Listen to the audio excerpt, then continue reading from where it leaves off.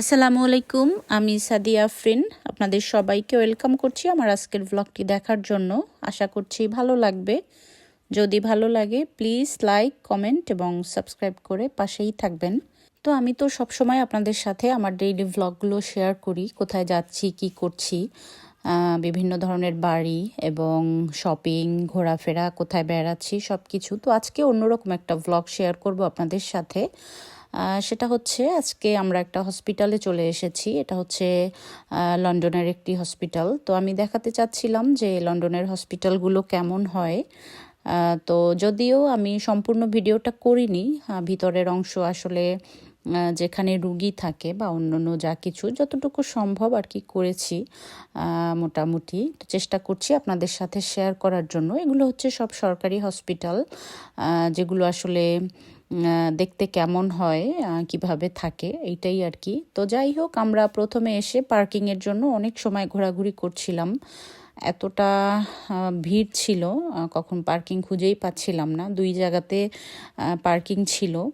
আমরা যেই জায়গাতে এসেছি এখানে 3টা ফ্লোরেই পার্কিং হচ্ছিল। এরপরও যেহেতু হসপিটালে অনেক ভিড় থাকে সবসময়ই, তো এই জন্য পার্ক করতে পারছিল না। পরে একটা জায়গা পেয়েছে, এখানে আমার হাজব্যান্ড গাড়ি পার্ক করেছে আর আমি বাইরে এসে একটু দাঁড়িয়েছি, দাঁড়িয়ে একটু ভিডিও করে নিচ্ছিলাম। দেখছিলাম আসলে কোন জায়গাতে পার্ক করেছি, যখন বের হব তখন যেন খুব সহজেই খুঁজে পাই। তো এই তো আমরা হসপিটালের ভিতরে চলে যাচ্ছি। আমার হাজব্যান্ডের একটা এক্সরে আছে, আরও কিছু চেক আপ আছে, এই জন্যই আসা। তো এগুলো আগেই সিরিয়াল দেয়া ছিল, অ্যাপয়েন্টমেন্ট নেওয়া ছিল। তো আমরা ঢুকে গিয়েছি হসপিটালের ভিতরে। দেখতে আসলে খুবই নিট অ্যান্ড ক্লিন, একেবারে সুন্দর, পরিষ্কার পরিচ্ছন্ন। আশেপাশের পরিবেশটাও খুব সুন্দর, একেবারে নিরিবিলি। এটা একটা সরকারি হসপিটাল, তারপরও কোনো ঝই ঝামেলা বা কোনো শব্দ এরকম কিছুই নেই, যে যার মতো আছে চলছে। তো আমরা যাচ্ছিলাম। প্রথমে আমাদের কাগজে লেখা ছিল আমাদের কোথায় যেতে হবে। যেহেতু এত বড় ছিল আর এতগুলো ভবন ছিল, খুঁজে পেতে হয়তো সমস্যা হয় যদি এভাবে না দেয়া থাকে। আর বিভিন্ন জায়গায় লেখা আছে কোথায় কোন ডিপার্টমেন্ট, অ্যারো দেয়া থাকে, অ্যারো দেখে দেখে আসলে যেতে হয়। তো বাইরের দিকটা দেখছিলাম, বাইরের দিকটা খুবই সুন্দর। কিছু চেয়ার ছিল বাইরে, বেঞ্চ ছিল। হয়তো এখান থেকে যে রুগীরা ভর্তি থাকে ওদের নিয়ে কিছু সময় হাঁটাচলা করা, এখানে ঘুরে বেড়ানো, এবং আত্মীয় স্বজন যারা বাহির থেকে আসে হয়তো তারা ওখানে বসে ওয়েট করতে পারে। তো যাই হোক, আমরা যে জায়গাতে গিয়েছিলাম ওইখানে রিসিপশনে চলে গিয়েছি। তো আমার হাজব্যান্ডের নাম এবং সব কিছু বলে টুকটাক কিছু ফর্মালিটি ছিল, এগুলো করছিল। তো আমি বসে বসে একটু ভিডিও করে নিয়েছি, আর আমার হাজব্যান্ডের জন্য কিছু জিনিস নিয়ে এসেছি, এগুলো একটু চেক করে দেখলাম। এরপর তাকে এক্সরের জন্য পাঠিয়ে দেওয়া হলো অন্য একটি জায়গাতে, এক মাথা থেকে আর এক মাথা। তো আমরা ঘুরে ঘুরে দেখছিলাম, গিয়ে আসলে ঘুরে ঘুরে দেখে আসি যে কোথায় কি আছে কোথায় নেই। তো যতক্ষণই হাঁটছিলাম তেমন কোনো লোক দেখা যাচ্ছিল না, একেবারে সব কিছুই ফাঁকা। তো এখানে একটা সুন্দর একটা জায়গা আর কতগুলো ভবন দেখা যাচ্ছে, এগুলো সবই হসপিটালের ভবন।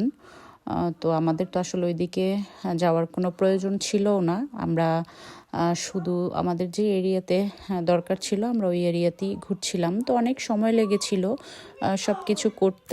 তো আমার হাজব্যান্ড এক্সরের জন্য এক্সরে রুমে চলে যাচ্ছে, আর এখানে আরও অনেক রুগী ছিল সিরিয়ালে বসা, সবাই বসে বসে অপেক্ষা করছিল।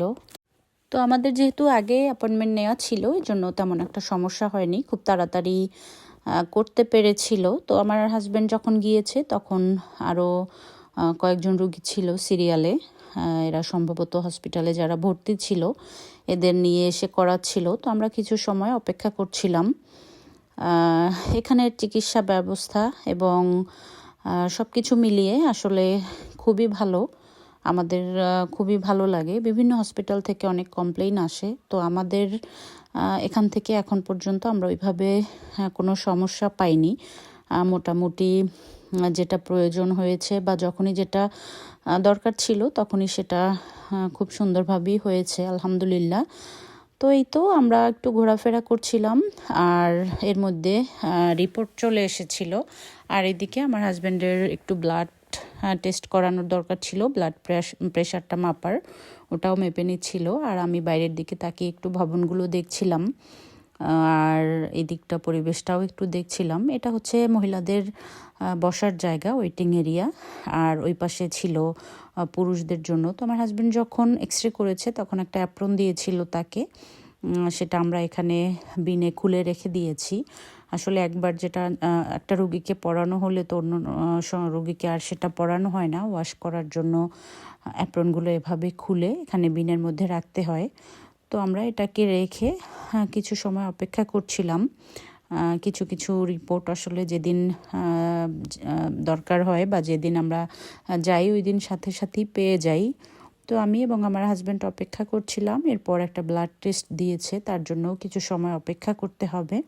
তো আমি বাচ্চাদের আর নিয়ে আসিনি, বাচ্চাদের বাসায় রেখে এসেছিলাম।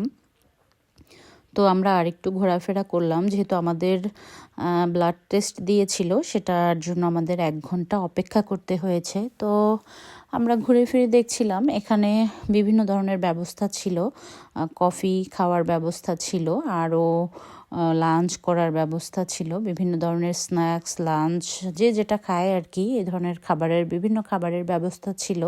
তো আমরা ঘুরে ঘুরে দেখছিলাম এখানে কি খাওয়া যায়, যেহেতু আমরা যখন এসেছি তখন 10:30 বেজেছিল। এরপর অপেক্ষা করতে করতে সব কিছু মিলিয়ে আমাদের 1:30 বেজেছিল। তো খাবার দাবার দেখলে তো অবশ্য খেতে ইচ্ছা করে সবারই। আর এখানে বিভিন্ন টাইপের ইন্ডিয়ান ফুড ছিল, ভাজা পোড়া ছিল।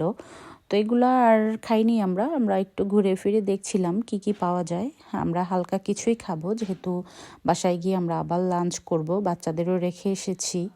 তো ঘুরে ফিরে দেখছিলাম, এখানে যেহেতু লাঞ্চ টাইম ছিল, বিভিন্ন জায়গা থেকে হসপিটালের বিভিন্ন স্টাফরা এবং আরও অনেক মানুষ যারা এসেছেন সবাই বসে খাওয়া দাওয়া করছিলেন। তো আমরা একটু ড্রিঙ্কস খুঁজছিলাম, যে দেখি ড্রিঙ্কস এবং অন্য কি খাওয়া যায় হালকার মধ্যে।